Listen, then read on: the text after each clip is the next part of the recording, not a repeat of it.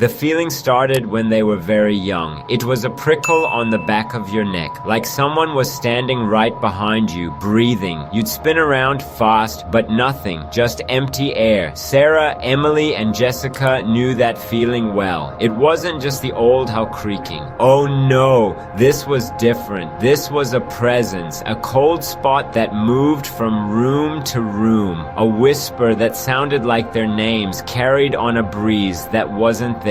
They tried to ignore it, to pretend it was just their imagination playing tricks. But deep down, they knew. Something was always there, watching, waiting. Their house looked ordinary, just a normal house on a normal street. Maybe it had a slightly crooked porch swing, or shutters that needed a new coat of paint. From the outside, you'd never guess the secrets it held. Inside those plain walls, the three sisters grew up. They played dolls in the attic. They told spooky stories under blankets with a flashlight. They helped their mom bake cookies in the kitchen. But even during the sunniest days, the house felt off. There was an extra layer to everything, a silent observer in every game, a quiet tension that never quite went away. Their childhood home was a place of laughter, yes, but also of creeping fear. The strange things started small, so small you could almost explain them away. Almost. A bedroom door would slowly creak open when everyone was downstairs watching television. Footsteps, soft and hesitant, would echo from the empty upstairs hallway. Mom and Dad would just shake their heads. It's an old house, girls, Dad would say. Houses make noises, but the sisters exchanged nervous glances. They knew a light switch would flick off by itself, plunging a room into sudden darkness. A favorite toy would be missing, then turn up in a place no one would ever put it. These weren't just noises.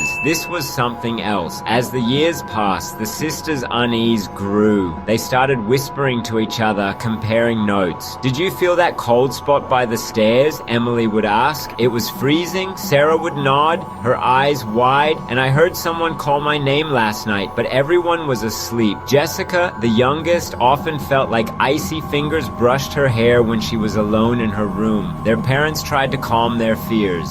"You girls have such active imaginations," Mom would chuckle. But it wasn't imagination. It was real, frighteningly real. Their ordinary house was hiding a chilling secret, and it seemed to be getting stronger. Then came the moving objects, not just things falling as if by accident. These objects moved with a purpose. Sarah's little porcelain ballerina, the one she kept on her dresser, would sometimes be found on the floor, lying on its side, as if it had danced right off the edge. Once, a bright red toy truck zoomed across the kitchen floor, all by itself, right past Jessica's feet. She hadn't touched it, no one had. Books would suddenly fly off the bookshelf in the living room. Not just one, but a whole stack. Crash. It was as if an invisible force was throwing a tantrum. Or maybe it was trying to get their attention. And the disappearing acts. Oh, the disappearing acts were the worst. Dad's car keys would vanish from the hook by the door. Gone. Poof. The whole family would search. Under cushions, in coat pockets, everywhere. Days later, the keys would reappear. In the cookie jar, or inside Dad's shoe. It was baffling and incredibly annoying. Emily's favorite purple pen, the one she needed for her big math test, disappeared right before the exam. She was frantic. It turned up a week later, tucked inside the VCR. How? Why? It felt like a mischievous prankster was living with them. A prankster no one could see. The sisters knew. They just knew. This wasn't faulty wiring or old floorboards. It was a ghost. What else could explain the moving toys, the vanishing keys, the cold spots? They were sure of it. Sometimes they'd try to talk to it. "Who are you?" Sarah would whisper into the empty air of the hallway. "What do you want from us?" Only silence would answer. Or worse, a door would slam shut down the hall with a loud bang. the temperature would drop suddenly. The faint whispers they sometimes heard seemed to get a little closer, a little more insistent, as if annoyed by their questions. The scariest night happened to Jessica. She was about 10 years old. She woke up in the deep darkness of her room. Something felt wrong. She felt the bed dip beside her, as if someone had just climbed in. Warmth spread next to her. She thought it was her older sister, Emily. Emily sometimes had nightmares and would creep into Jessica's bed for comfort. Emily, Jessica whispered, her voice trembling a little. No reply. She reached out her hand and touched something. It felt not like skin, it felt cold. So cold. She slowly turned her head. Her eyes adjusted to the dark, and she saw nothing. Emily was sound asleep in her own bed across the room. Jessica screamed.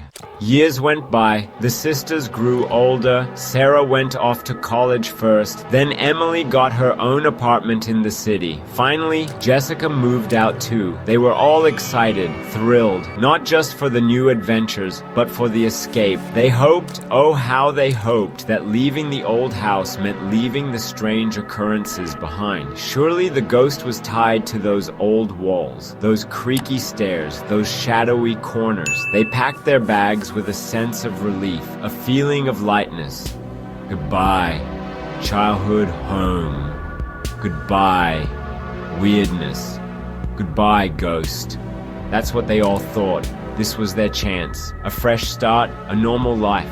Sarah settled into her college dorm room. It was small, cramped, but it was hers. And it was new. For a few weeks, everything was perfectly normal, peaceful. Then, one night, she was studying late. Her roommate was fast asleep. Suddenly, Sarah heard it. A soft, sighing whisper. Her name, Sarah. It seemed to come from the darkest corner of the room. Her blood ran cold. Her pens and notebooks suddenly slid off her desk, scattering across the floor with a clatter. The familiar icy chill filled the tiny room. It couldn't be, but it was. The ghost hadn't stayed behind. It had followed her. It was here. Emily found a cute little apartment downtown. It had big windows and lots of sunlight. She painted the walls a cheerful yellow. This was her sanctuary, her ghost-free zone, or so she believed. Soon the lights in her kitchen started to flicker, on, off, on again, even after she changed the bulbs twice. Doors she knew she had locked securely at night would be found slightly ajar in the morning. Just open a tiny crack, as if someone had peeked out, and that creepy feeling of being watched, it returned.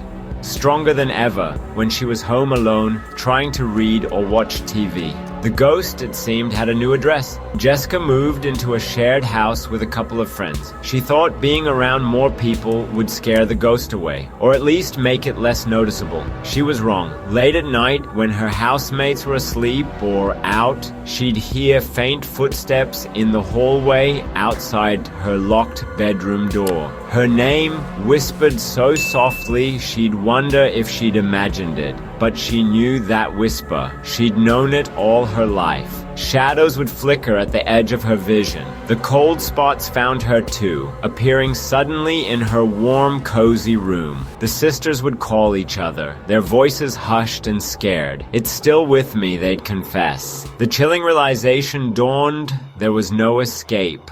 It wasn't just the sisters anymore. As more time passed, even their parents started to admit to strange things. Mom and Dad had moved to a new, smaller house after the girls left. They had always been skeptical. It's just the old house settling, they used to say. But now, in their brand new home, they weren't so sure. Dad heard tools clattering in his locked workshop when he wasn't there. Mom saw shadows dart across the kitchen floor out of the corner of her eye, and the whispers. Sometimes the whispers didn't sound like human voices at all. They sounded guttural, almost like an animal, or something else entirely, something truly inhuman. The fleeting feelings of being watched turned into something more. They started seeing things. Quick, terrifying glimpses of ghostly figures. Sarah was walking down the hallway of her apartment one evening. She saw a tall, dark shape standing at the very end, just for a split second. Then it vanished. Emily